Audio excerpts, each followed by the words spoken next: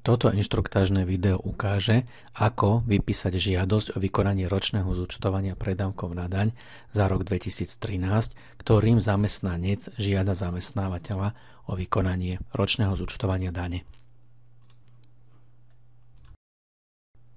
Vzor tlačiva žiadosti o vykonanie ročného zúčtovania predávkov na daň je zverejnený na stránke Finančnej správy Slovenskej republiky.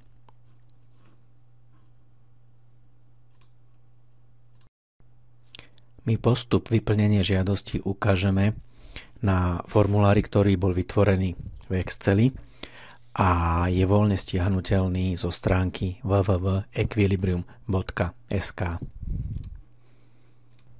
Tento formulár je rozdelený na dve časti.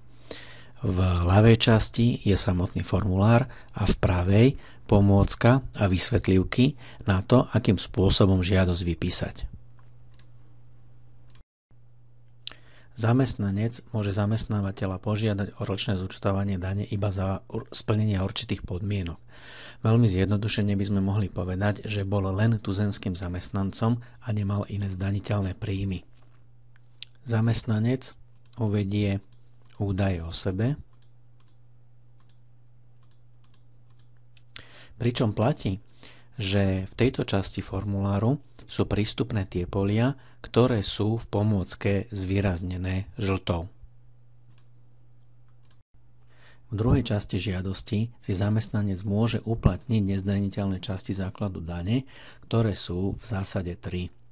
Uplatnenie nezdaniteľnej časti na manželku, uplatnenie nezdaniteľnej časti, pokiaľ je dôchodca a jeho dôchodok je relatívne malý, a potom uplatnenie preukázateľne zaplatených dobrovoľných príspevkov na starobné dôchodkové sporenie.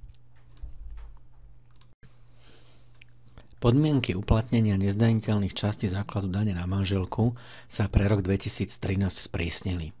Podmienky uvádzame v tejto časti, sú 4 a pokiaľ manželka počas mesiaca nespĺňala ani jednu z týchto 4 podmienok, tak nárok na nezdaniteľnú časť základu dane na manželku nevzniká.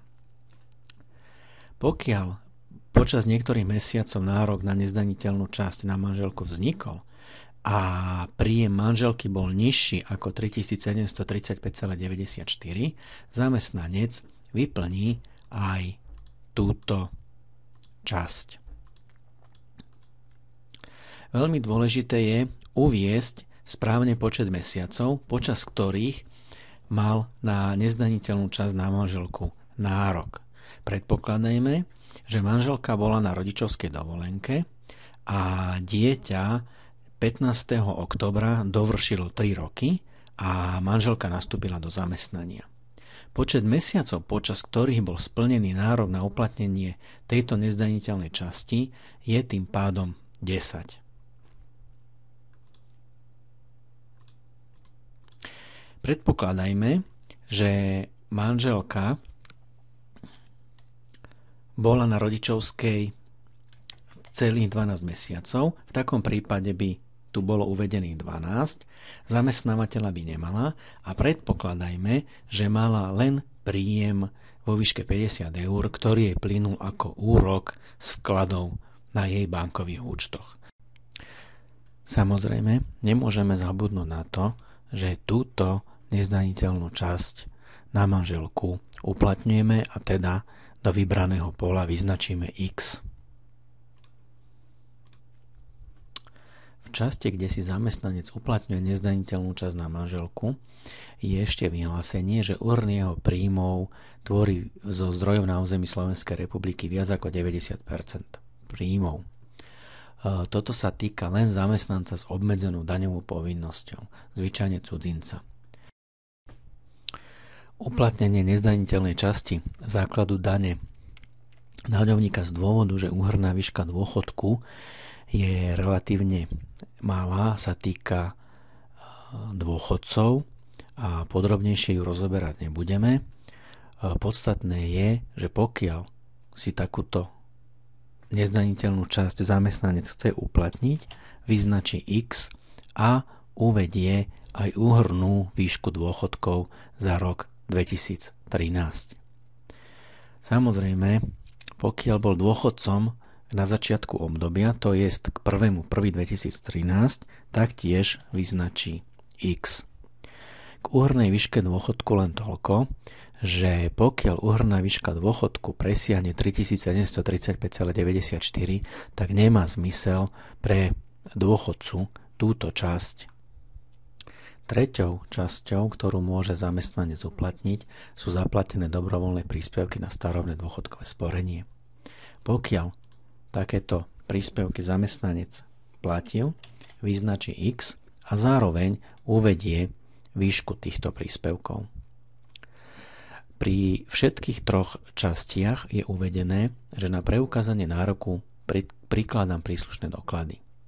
To znamená, že zamestnanec by k žiadosti mal predložiť doklady, ktoré jeho nároky potvrdzujú. To znamená, že napríklad pri manželke by mal predložiť sobašný list, pokiaľ teda zamestnávateľ doteraz nemal informáciu o tom, že má manželku. Ďalej predkladá doklad o ročnom vyplatenom dôchodku a taktiež doklad od správcovskej dôchodcovskej spoločnosti o výške zaplatených dobrovoľných príspevkoch na starobné dôchodkové sporenie. V tretej časti žiadosti zamestnanec môže douplatňovať daňový bonus na deti. Pokiaľ si v priebehu roka 2013 neuplatňoval nárok na daňový bonus, môže tak učiniť v žiadosti, a to tak, že vyznačí, že dieťa douplatňuje alebo deti douplatňuje a uvedie údaj o deťoch. Pokiaľ zamestnávateľ nemal informáciu o dieťati, predloží aj rodný list, prípadne potvrdenie o návšteve školy. Zamestnanec s obmedzenou daňovou povinnosťou opäť vyznačí, či jeho príjmy zo zdrojov na území Slovenskej republiky tvorili viac ako 90% alebo nie. Pokiaľ áno, vyznačí X, pokiaľ nie, nechá tento štvorček voľný.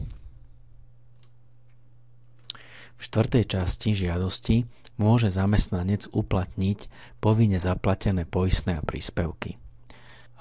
Pokiaľ zamestnanec takéto príspevky v priebehu roka hradil, vyznačí X a uvedie výšku takto zaplateného poistného. Zároveň predloží doklad o tom, že takéto poistné platil. V 5. časti žiadosti zamestnanec žiada o vyplatenie zamestnaneckej prémie. Pokiaľ žiada, vyznačí X, pričom ale podotýkame, že na vyplatenie zamestnaneckej prémie je potrebné splniť relatívne veľa podmienok. Bez nároku na úplnosť ich uvádzame v tejto spodnej časti.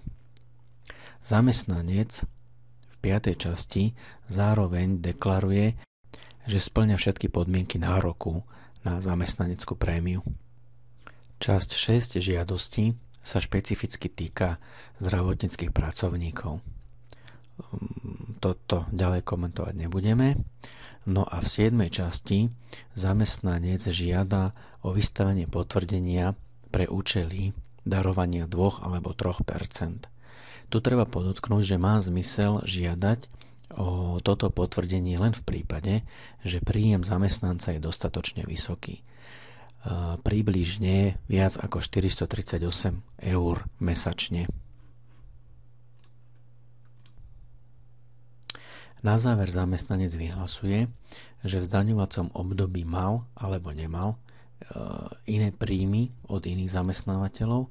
Pokiaľ mal, tak uvádza od koľkých iných mal, respektíve poberal príjem, a zároveň k žiadosti musí predložiť potvrdenie o príjme od všetkých iných zamestnávateľov. Ak mal teda napríklad v roku 2013 len jedného zamestnávateľa, a to toho, ktorého žiada o ročné zúčtovanie, tak uvedie 0.